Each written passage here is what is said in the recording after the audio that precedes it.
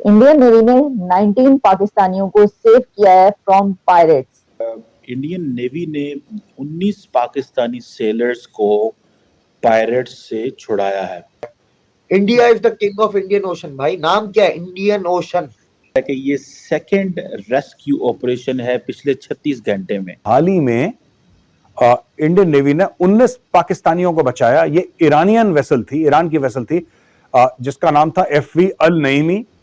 इसको हमारे जहाज, भारतीय नेवी के जहाज INS सुमित्रा ने बचाया है और ये ऑपरेशन है 29 जनवरी 2024 का। ये इंडियन नेवी ने ईरानियन फ्लैग शिप पर मौजूद 19 पाकिस्तानियों का 19 क्रू मेंबर्स को पायरेट से बचाया। क्या इंडियन नेवी के ऑपरेशंस बढ़ चुके हुए हैं?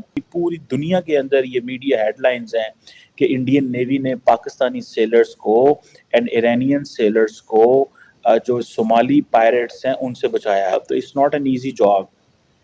और इंडियन, इससे पहले मैं देख रहा था कि जो पाकिस्तान है उसने भी अपनी वॉरशिप्स अरेबियन सी में डिप्लॉयड की हुई हैं हौथीज अटैक को देखते हुए। और पाकिस्तान ने जो वॉरशिप्स अरेबियन सी में जो रीसेंट अभी मैरीटाइम सिक्योरिटी के इंसिडेंट हुए हैं, जारी बात है अब जो पाकिस्तानी सेलर्स हैं वो कहाँ घूम रहे हैं। पाकिस्तानी नेवी हर जगह तो नहीं पहुंच सकती है। ये एक बेसिकली इनकी IS सुमित्रा है, जिसको जो एक मैरीटाइम सिक्योरिटी ऑपरेशंस के लिए सोमालिया में और गल्फ ऑफ एडन में इंडियन नेवी ने इसको वहाँ पे जिसे वो कहते हैं ना डिप्लॉय किया हुआ है। और वो इसमें कामयाब हुए हैं कि किस तरह वो, इससे पहले आपको याद होगा कि उन्होंने और मुल्कों की नेवीज़ को भी रेस्क्यू किया है। और कॉन्टीन्यूसली इंडिया ये कह रहा है कि हम अपना रोल प्ले करेंगे। अब देखना ये है कि देखें, ये एक जो डेवलपमेंट है इसका एक एंगल तो ये है कि आप ये कह सकते हैं कि this is a one incident, ठीक है जी, वन टाइम इंसिडेंट। सेकंड ये भी हो सकता है कि India is regularly working on this, India regularly इसके ऊपर काम कर रहा है और ये बड़ी बात है। देखें, एक जो इंडियन नेवी की भी स्टेटमेंट आई है उस हवाले से, ठीक है जी, मैं समझता हूँ कि ये एक बड़ी डेवलपमेंट है। और इसके ऊपर जो बड़े, जिसे वो कहते हैं ना, जो पायरेट्स हैं, सोमालियन पायरेट्स, आपको पता है बड़े मशहूर हैं, जो कहीं ना कहीं पे मैरीटाइम जितने भी वेसल्स गुजरती हैं रेड सी से और उधर से भी उनको कोई ना कोई वो हमला करते रहते हैं। छोटी छोटी शिप्स भी गुजरती हैं, उन पे भी करते रहते हैं। और देन एक तरफ हौथीज का मसला है, ठीक है जी। सो हौथीज एक तरफ आ जाते हैं, पायरेट्स दूसरी तरफ आ जाते हैं। एंड इंडिया अगर इधर ऑपरेट कर रहा है इस जगह पे, तो ये बड़ी, मैं समझता हूँ कि बड़ी तगड़ी बात है। अगर ये कोई आसान काम नहीं होता। अच्छा जेस्टर है, कमाल का जेस्टर है इंडिया की तरफ से, इंडियन नेवी की तरफ से। और ये भी कि इंडियन नेवी की एफिशिएंसी और बहादुरी का ये बताया जा रहा है कि जो INS सुमित्रा है और इंडियन नेवी की तरफ से 36 आवर्स में ये सेकंड रेस्क्यू मिशन है, क्योंकि इससे पहले और भी एक ऐसा मिशन किया गया। अब उसमें ये है कि जो ईरानियन फ्लैग ये शिप था और नईमी इसका नाम बताया जा रहा है, और उसमें जब ये पता चला और ये देखा गया कि वहां पर जो है पायरेट्स की तरफ से ये किया जा रहा है, तो उस वक्त फौरी तौर पर जो है वहां पर इंडियन नेवी की तरफ से अपनी पूरी कोशिश की गई and securing the safe release of crew and vessel, दोनों को, यानी वेसल को भी और क्रू मेंबर्स को भी बचा लिया गया।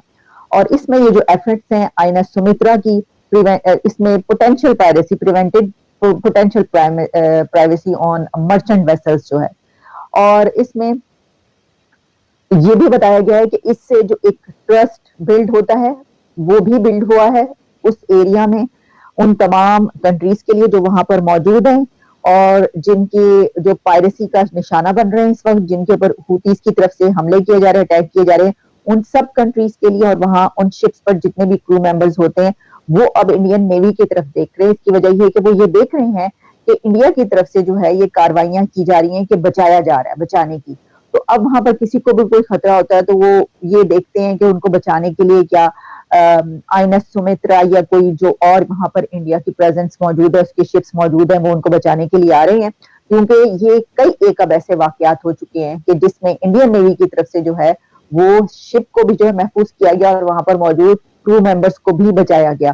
तो इस वजह से ये जो ट्रस्ट बिल्ड हो रहा है इंडिया के ऊपर, इंडियन नेवी पे, उस जगह पर ये एक जाहिर है कि अपने उसमें एक कमाल की बात है कि वो 36 आवर्स में 36 घंटों के अंदर ये दूसरा उनका ऑपरेशन था जिसमें उन्होंने ये कारनामा अंजाम दिया कि 2 वेसल्स जो है उनको बचाया और क्रू मेंबर्स को भी महफूज किया।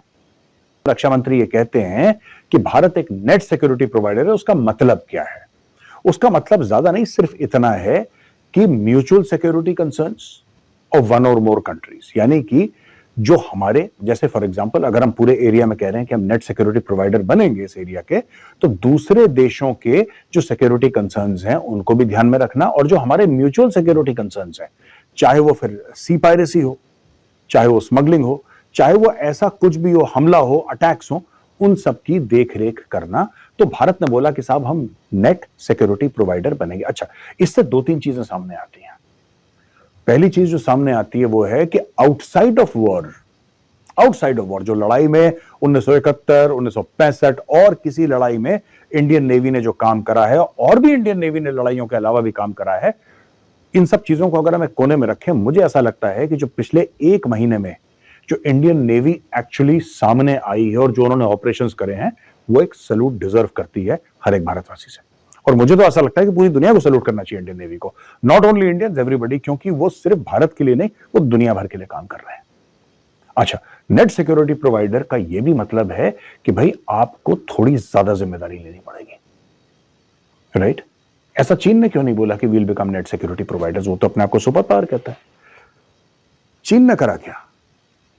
चीन ज्यादा कुछ नहीं कर रहा दोस्तों। ऐसा है कि ये जो पूरा मामला है ना, जब से ईरान बीच में पड़ा है, अब आपको पता है कि हमास और इजराइल की जंग चल रही है और ईरान बीच में पड़ा है जब से, तो ईरान किस किस के साथ बीच में पड़ा हुआ है? आपको पता है कि हिजबुल्ला के साथ बीच में पड़ा हुआ है, आपको पता है हमास बीच में है, आपको पता है हुथी बीच में है। एक और एलिमेंट आ गया है बीच में जो पहले का था, अभी कुछ दिनों से वो चुप था एलिमेंट, लेकिन अब वो दोबारा जिंदा हो गया और काटना शुरू कर दिया है। वो है सोमाली पायरेट्स। सोमालिया जो है अफ्रीका का एक देश है सोमालिया, वहां के पायरेट्स जो हैं, वहां के समुद्री लुटेरे बड़े खौफनाक हैं, और दुनिया मानती है कि सबसे खतरनाक समुद्री लुटेरे अगर कहीं के होते हैं तो वो दोस्तों सोमालिया के होते हैं। वो भी इसमें कूद गए। जो भी जहाज आता है उस पर अटैक होता है, जो भी जहाज आ रहा है उसके ऊपर अटैक करने की कोशिश कर रहे हैं, उसको हाईजैक करने की कोशिश कर रहे हैं। एक माहौल बना रखा है, एक खौफ का माहौल बना रखा है। और एम क्या है? एम ये नहीं है कि इजराइल को चोट पहुंचाएं, वो एक सब्सिडरी एम, या फिर एक जिसको कहते हैं कि एम प्लस, वो हो सकती है। मुझे ऐसा लगता है कि जो एम है, असली जो इनका निशाना है, चाहे वो हुथियों का हो, चाहे वे सोमाली पायरेट्स का हो, इनका जो असली एम है वो है ग्लोबल ट्रेड को डिसरप्ट करना और दुनिया भर पे इतना प्रेशर डालना कि वो फिर ईरान की बात मान ले। समझ में आ गई आपको बात दोस्तों? दुनिया भर का सामान इधर से आता है, और दुनिया कैसे चलती है, देश कैसे चलते हैं? इकोनॉमी से चलते हैं, जाहिर सी बात है। अगर इकोनॉमी नहीं तो देश अपने आप बैठ जाएगा जमीन पे, जैसे पाकिस्तान बैठा हुआ है। पाकिस्तान की इकोनॉमी है ही नहीं, पाकिस्तान जमीन पे बैठा हुआ है। अब कोई भी देश पाकिस्तान तो नहीं बनना चाह रहा, जाहिर सी बात है।